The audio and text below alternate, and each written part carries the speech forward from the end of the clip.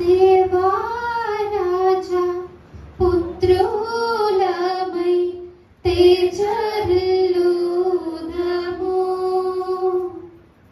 దేవా రాజా పుత్రులమై తేజరిల్లుదము. దేవా పుత్ర స్వాతంత్రముతో దేవుని చేరుదము. దేవా పుత్ర స్వాతంత్రముతో దేవుని చేరుదము. అందరికీ మన తండ్రి మరి దేవుడిచ్చిన అవకాశాన్ని బట్టి దేవుని ఎంతగానో స్తుతిస్తున్నాం. కొద్ది మాటలు మరి రోజు అందరికీ తండ్రులైన వారందరికీ హ్యాపీ ఫాదర్స్ డే. మరి దేవుడు చక్కటి ఆ బాధ్యతనిచ్చినందుకు దేవునికి ఎంతగానో వందనములు. మరి సామెతలు 1వ అధ్యాయంలో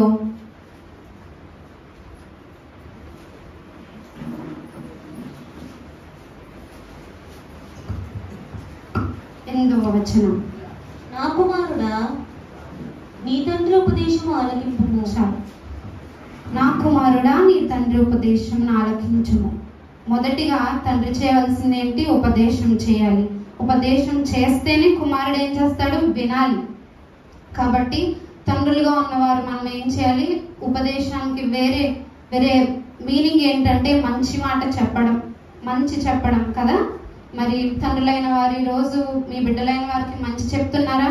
పర్లేదు, నువ్వు ఏం తప్పైనా చేయి, నేను దాన్ని వెనకేసుకొస్తానని అంటున్నారా? కాబట్టి తండ్రులకి ఉన్న ఒక క్వాలిటీ ఏంటంటే, అది ఉండవలసింది ఏంటంటే ఉపదేశించడం, మంచి చెప్పడము, బిడ్డలు నడవలసిన త్రోవ మొదటిగా వారికి చెప్పడము తండ్రులకు ఉండవలసిన లక్షణము. రెండవదిగా సామెతలు 3వ అధ్యాయము 12వ వచనము.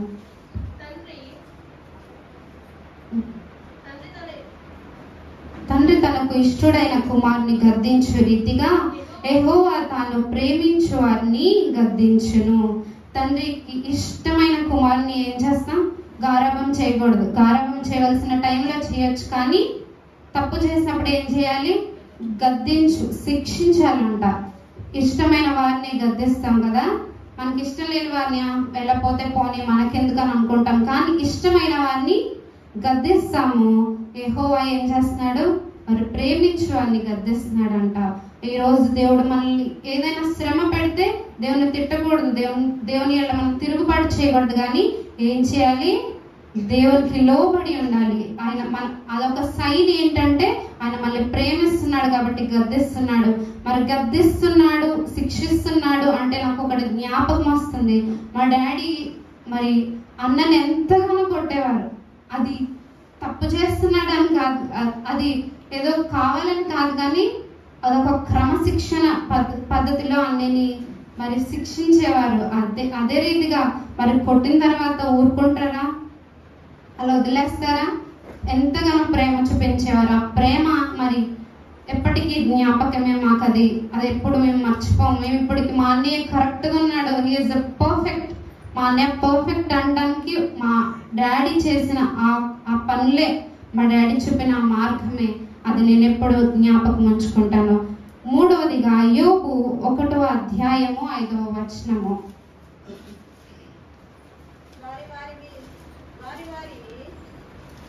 వారి వారి విద్యుతులు పూర్తి కాగా యోబు తన కుమారుడు పాపం చేసి తమ హృదయములలో దేవుని దూషించరేమో అని వారిని పిలువనంపించి వారిని పవిత్రపరిచి అరుణోదయములు లేచి వారిలో ఒక్కొక్కరి నిమిత్తము దహనబలి నర్పించుతూ వచ్చెను.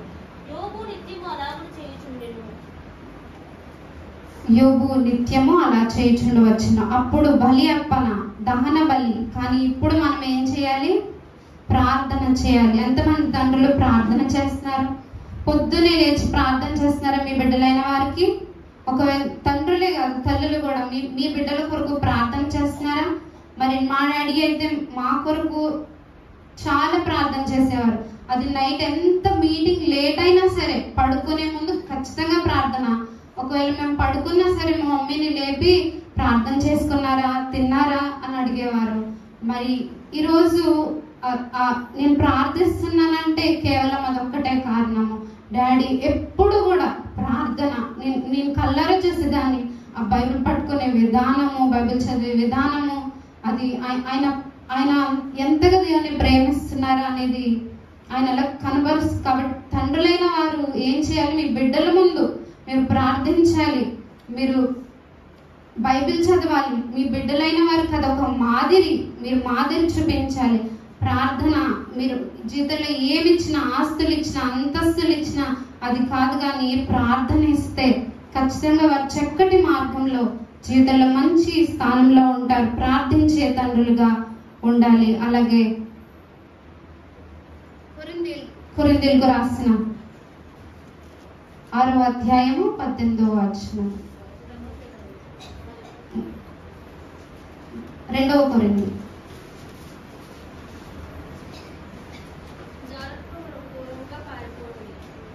దేవుని ఆలయములకు 6:18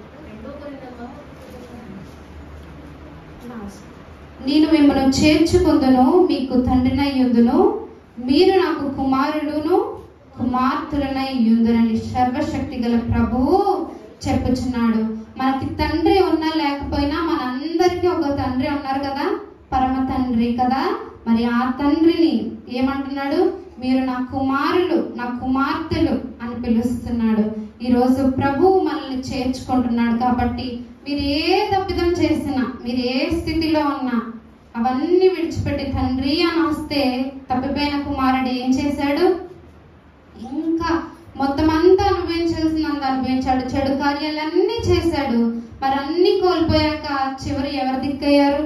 తండ్రియే దిక్కయ్యాడు కదా. మరి ఇంకా దూరంగా ఉన్నప్పుడే తండ్రి చూసి, కొడుకు పరిగెట్టలేదు కానీ తండ్రి ఏం చేశాడు? పరిగెట్టుకుంటూ వచ్చి కౌగిలించుకొని హత్తుకొని ముద్దాడాడు. ఆ ప్రేమ అటువంటిది, తండ్రి ప్రేమ.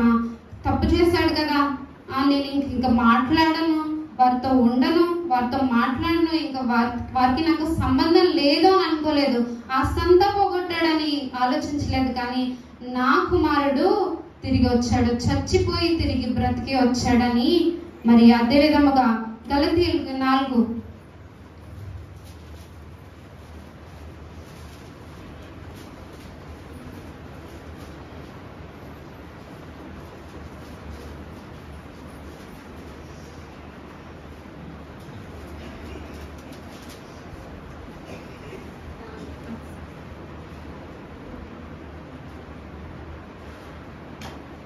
4:7 కాబట్టి నీవిక దాసుడవు కావు, కుమారుడవైతే దేవుని ద్వారా వారసుడవే. మరి అప్పుడు దాసుడుగా ఉన్న ఎవరు? తప్పిపోయిన కుమారుడు దాసుడుగా ఉన్నాడు కదా, పాపానికి దాసుడుగా ఉన్నాడు. కానీ ఎప్పుడైతే తండ్రి దగ్గరికి వచ్చాడు ఏమయ్యాడు?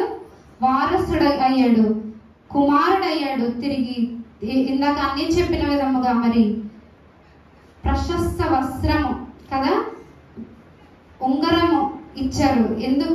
వారసత్వం బట్టి వారసుడుగా ఉన్నాడు కాబట్టి అవి వచ్చే. ఈరోజు తప్పిపోయిన కుమారులుగా మనం ఉన్నామేమో, ఒకవేళ దేవునికి ఇష్టమైన కార్యములు చేస్తున్నామేమో, దేవునికి ఇష్టంగా మనం లేమేమో, దేవుడు వద్దు అని చెప్తున్నదే చేస్తున్నామేమో. ఒకవేళ మీరు తిరిగి వచ్చినట్లయితే ఇంకా దూరంగా ఉన్నప్పుడే నా కుమారుడు వస్తున్నాడని ఆ స్పర్శ దేవునికి తెలుస్తుంది కదా. ఆయన ఇంకా మీరు దూరంగా ఉన్నప్పుడే ఖచ్చితంగా ఆయన పరిగెత్తుకొని హత్తుకొని ముద్దాడుతాడు. అలాగే మాకు తండ్రి లేరండి, మా తండ్రి చనిపోయారండి అన్నవారికి కీర్తనలు 68వ అధ్యాయము 5వ వచనంలో, తండ్రి లేని వారికి నేనే తండ్రి, ఆయనే తండ్రి. నేను ఎప్పుడు ప్రార్థన చేస్తాను, దేవా మా డాడీ లేకపోవచ్చు కానీ అంతకన్నా ఎక్కువ దేవుడు నువ్వు, అంతకన్నా మంచి తండ్రి. మేబీ డాడీ లేకపోతే కొన్ని మాకు కొరతలు ఉండొచ్చు, కొన్ని తీర్చకపోవచ్చు, కానీ దేవుడు పరమ తండ్రి, ఆయనకి ఏమన్నా సాధ్యమా? సమస్తము సాధ్యమే కదా. ఆయనకి ఏమన్నా ఇది లేదు అని చెప్పగలడా?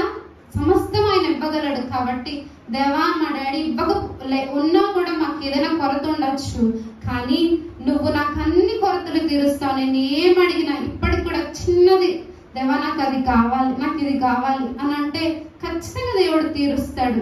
చిన్న డ్రెస్ కూడా నేను బుక్ లో రాసుకుంటూ ఉంటాను ఒక్కొక్కసారి, దేవా నాకు ఈ డ్రెస్ కావాలి, దేవా నాకు ఇది కావాలన్నప్పుడు దేవుడు ఖచ్చితంగా తీర్చాడు నా జీవితంలో అనేక మార్లు. సింపుల్ గా చిన్నగా అడిగినవి దేవుడిని అనేక మార్లు దేవుడు తీర్చాడు. మరి ఈ రోజు పొద్దున్నే ఫస్ట్ నేను దేవునికి చెప్పాను, యేసయ్యా హ్యాపీ ఫాదర్స్ డే అని చెప్పి. తర్వాత మా డాడీ లేకపోయినా కూడా మరి daddy happy father's day daddy అని చెప్పాను. నిజంగా అది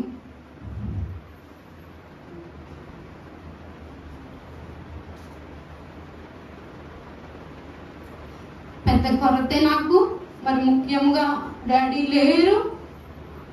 ఇన్ని సంవత్సరాలు అయిపోయినా కూడా రోజు తలుచుకుంటూనే ఉంటాం మేము. డాడీ ఉంటే అది చేసేవారు, డాడీ ఉంటే ఇది చేసేవారు, మమ్మీ మాకు అది తెచ్చేవారు.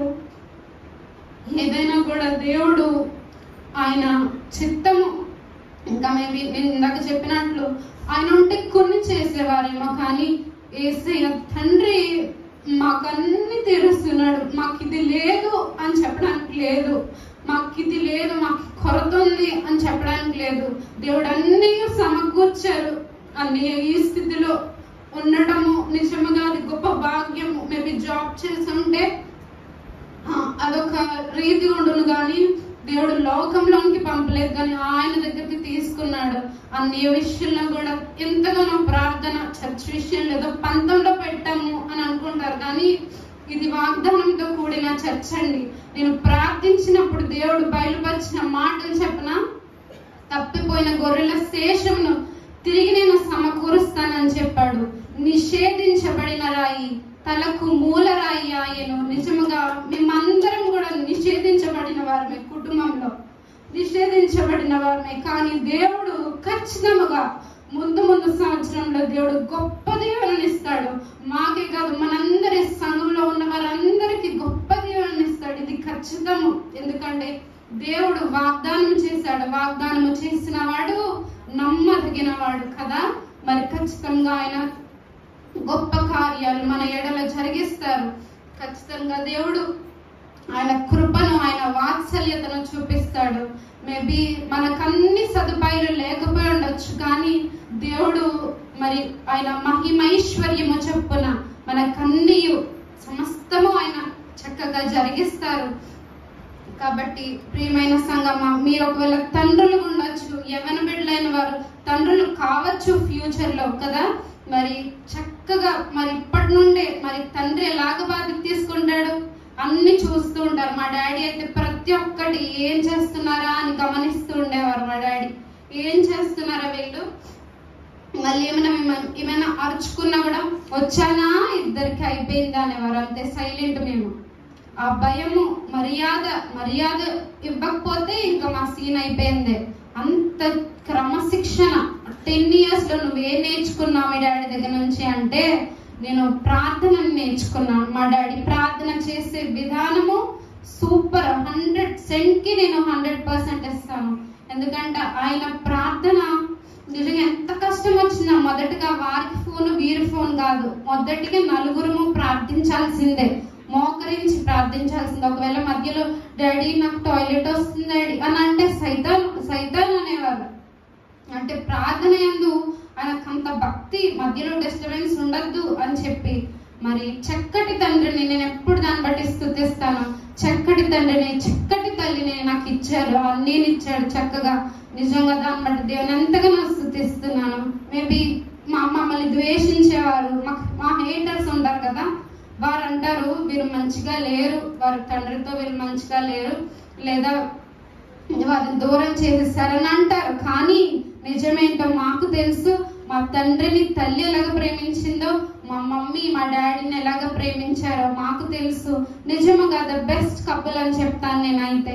ఎంత కోపించుకున్నా కూడా తిరిగి వెంటనే అన్నం పెట్టేవారు. ఆయన చేతితో కలిపి మమ్మీకి అన్నం పెట్టేవారు. నిజంగా ఆ ప్రేమ నిజంగా చూస్తూ ఉంటే ఇప్పటికీ నాకు కళ్ళ ముందు అలా కనిపిస్తూ ఉంటది. అది ప్రేమ. నిజంగా మా నలుగురము అలా కూర్చొని హ్యాపీగా ఉండేవారము. కానీ దేవుని చిత్తము ఏదైనా కూడా మన మంచికి కదా, మన మేలుకే. నిజంగా చక్కటి జీవితము మాకు ఇచ్చినందుకు నా తండ్రి చక్కటి తండ్రిని దేవుడు, నీతిమంతుడైన తండ్రిని దేవుడు నాకు ఇచ్చినందుకు దేవుని ఎంతగానో స్తుతిస్తున్నాను. మీరు బిడ్డలైన వారు ఒకవేళ మీ తండ్రి మీ కోపించిన, ఒకవేళ చెడ్డ తండ్రిగా ఉన్నా మీరు